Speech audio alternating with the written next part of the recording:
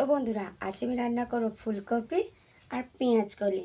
তো চলো এই দুটো দিয়ে আজকে রান্না করা যাক।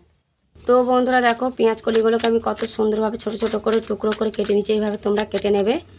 পেঁয়াজ কলিগুলোকে ভালোভাবে জলে ধুয়ে এরপরে ছেঁকে তুলে নেবো একটা প্লেটের মধ্যে। এরপর ফুলকপিগুলোকেও আমি ছোট ছোট টুকরো করে কেটে নেবো। কত সুন্দরভাবে দেখো আমি ফুলকপিগুলো কেটে নিয়েছি। এভাবে তোমরা কাটবে। এবার ফুলকপিগুলো আমি ভালোভাবে জলে ধুয়ে প্লেটের মধ্যে তুলে নেবো। এরপরে কড়াইয়ের মধ্যে দিয়ে দেবো তেল, আর তেল গরম হয়ে গেলে এর মধ্যে দিয়ে দেবো রসুন আর শুকনো লঙ্কা কুচানো। ভালোভাবে নাড়াচাড়া করে এর মধ্যে দিয়ে দেবো কুচানো পেঁয়াজ। কুচানো পেঁয়াজগুলো খানিকক্ষণ নাড়াচাড়া করে এর মধ্যে দিয়ে দেবো কয়েকটা কাঁচা লঙ্কা চেরা। নাড়াচাড়া করে কেটে রাখা আলুগুলো এর মধ্যে দিয়ে দেবো। 2-3 মিনিটের মতো নেড়ে চেড়ে ভাজতে থাকবো। তারপর দিয়ে দেবো গাজর কুচানোগুলো।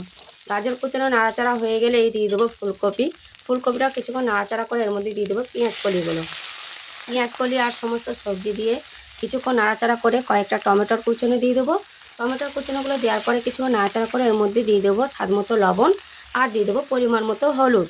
হলুদ আর লবণটা দেওয়ার পরে কিছুক্ষণ নাড়াচাড়া করে এর মধ্যে দিয়ে দেবো ধনেপাতা কুচনো। ধনেপাতা কুচনোটা দিয়ে কিছুক্ষণ নাড়াচাড়া করে এটাকে ঢাকা দিয়ে দেবো যতক্ষণ আলুটা সেদ্ধ হতে। এরপরে দেখবো ঢাকাটা খুলে আলুটা সেদ্ধ হয়েছে কিনা। দেখো কত সুন্দরভাবে আমার রান্নাটা হয়ে এসেছে পারফেক্টলি। তো এবার আলুটা সেদ্ধ হয়েছে নাকি দেখলাম, বেশ সেদ্ধ হয়ে গেছে। তোমরা এভাবে রান্না করতে পারো। এই রান্নাটা রুটি, পরোটা কিংবা গরম ভাতের সাথে খুবই ভালো লাগবে। চলো এবার প্লেটের মধ্যে তুলে দেখা যাক কত সুন্দর হয়েছে। দেখো তোমরা বুঝতেই পারছো রান্নাটা কত সুন্দর হয়েছে।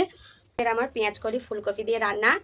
তো আমার তো ভীষণ ভালো লেগেছে। তোমাদের কেমন লেগেছে অবশ্যই কমেন্টে জানাবে। তো এই পর্যন্ত ভিডিওটা। তো টাটা।